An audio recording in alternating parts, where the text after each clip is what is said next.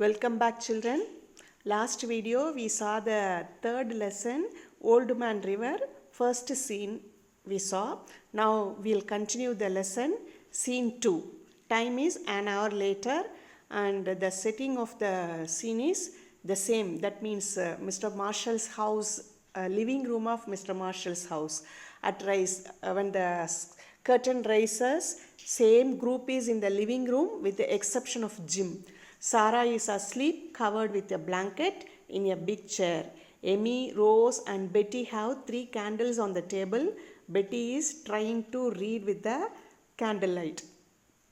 Betty putting down her book with the third.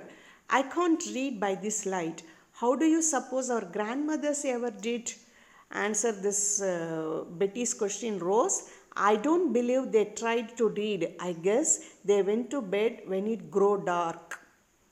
So she said, our grandmothers will not continue to read after evening time. Sure, they'll go to the bed. Amy is saying, maybe we ought to go to bed. It's nearly 11, but I couldn't sleep a wink. So Amy said, now it's already 11 o'clock. We'll go to bed. We go to sleep. But she couldn't sleep a wink. The same condition for Betty and Rose also. Nor I, Rose said, nor I. Listen, what's that noise? All 3 listen. Rose running to the window and peering out. I can't see a thing. It's pitch dark.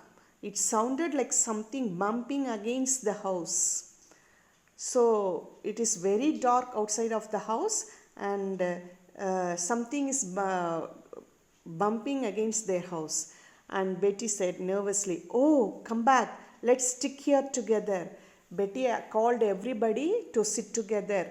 Don't go alone. Jim is entering left with the raincoat and carrying flashlight. Till that, Jim was on the top of the roof and he waved the flashlight for the help. So now he is returning and getting inside to the house. Battery is dead. I waved almost 100 times though. Maybe somebody saw it. So now the battery of the flashlight is dead. So he returned to the house. Betty is saying scornfully, maybe. Jim answered that. It has stopped raining anyway and let us start moving everything to the attic. Bring the food and water first, then the blankets. I'll do the carrying up the ladder to the roof. So he asked all the girls to get ready for the attic. So he asked everybody to bring the food, water and blankets, most very basic essential things he asked to bring and he is get ready with the ladder. Now Betty, my new spring coat, I am going to save that. She rushes out left, taking a candle with her. Jim is asking everybody to bring food, water and blankets, but Betty wanted more than that. She wanted her spring coat. So she is going to take that. Rose now answering, going over to her sister, shaking her gently. Sarah, wake up dear. We are going to sleep in the attic. So Rose is shaking her sister Sarah because she is sleeping. So she is shaking her gently. Sarah is answering that, oh, where am I? From the sleep, she is asking, where am I? Rose, come on. She helps Sarah to her feet and quickly wraps a blanket around her. To the attic. So she said, to the attic we are going, get ready. Amy said, ought to get father's most valuable books and mother's jewel case and so Amy wanted to take her father's most valuable books and her mother's jewel box. Jim is answering to Amy, Amy, we'll need water and food more than books and jewels. You don't seem to realize. So Jim is explaining Amy, more than books and jewels, now we need food, water, blankets. These are the essential things of the situation. So he is explaining to Amy. By the time he is interrupted by a cry from outside right. Mr. Peters. From outside, Mr. Peters is saying, "Hello there. Hello in the house. Mr. Marshall. Mr. Marshall." Mr. Peter is calling from outside.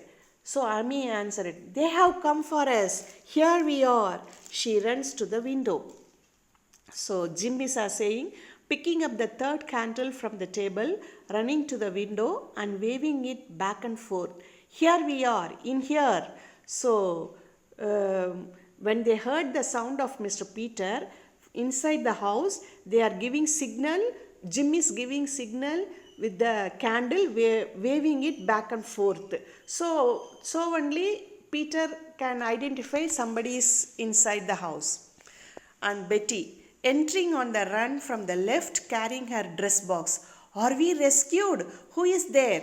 So with the sound, Betty came out and she is asking, "Are we rescued? Who is there? Who is coming to rescue us?" Now Mr. Peter from outside, still outside. "Mr. Marshall, are you all right? This is Tom Peters and Miss Marsh, the Red Cross nurse. We are here in the boat." So from the outside, Mr. Peter is answering them.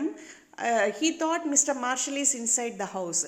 So he asked, "Mr. Marshall, are you all right?" And they introduced themselves. "I'm Tom Peters and Miss Marsh, the Red Cross nurse is with me." Then Jim, "Row around to the back porch. You can get in there." There is a bumping of the boat against wood. Voices. "Steady now there. I have got hold of the rail. Tie her up." Jim and Amy exit right towards the voices. More voices greeting. And then Mr. Peters enters the living room with a lighted lantern, followed by Miss Marsh, Amy and Jim.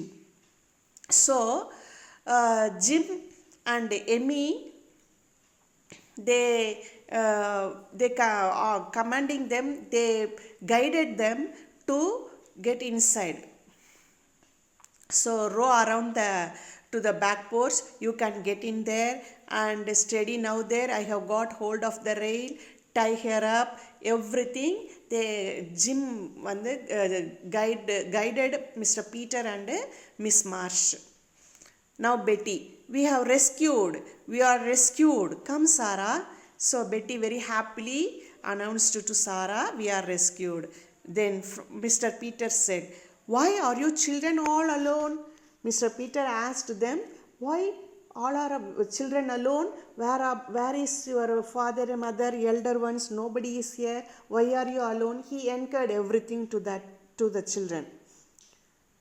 Amy, "Yes, there is a terrific crash followed by a wail of pain and a scream." So Amy answered to Peter with the pain because she felt alone and she was very scared about that. So very terrific crash followed by a wail of pain and a scream. She said, "Yes, we." And Rose said, off stage left, "Oh Sarah, she's fallen off the step ladder. Come quick somebody. I have dropped my candle and it's gone out." So by the time Rose is saying something, that means Sarah from the attic, they are getting down. So by the time Sarah fallen off the step ladder and Rose also dropped her candle to the water. So it was little dark in that area. So she shouted and she asked help from the others. So Mr. Peter, Miss Marsh, who is carrying a small black bag, and Amy rush off stage left. Now Betty, "Oh, I hope she hasn't broken her neck." Now Betty is saying she hasn't broken her neck. Who? Sarah. Now Jim is asking, "Get the first aid box. It is in that pile of coats. I'll fix a place for her to lie down." He arranges chairs so Sarah can lie down. So Jim arranges some chairs to Sarah can lie down, and he asked to bring the first aid box. and Mr. Peters enters left carrying Sarah.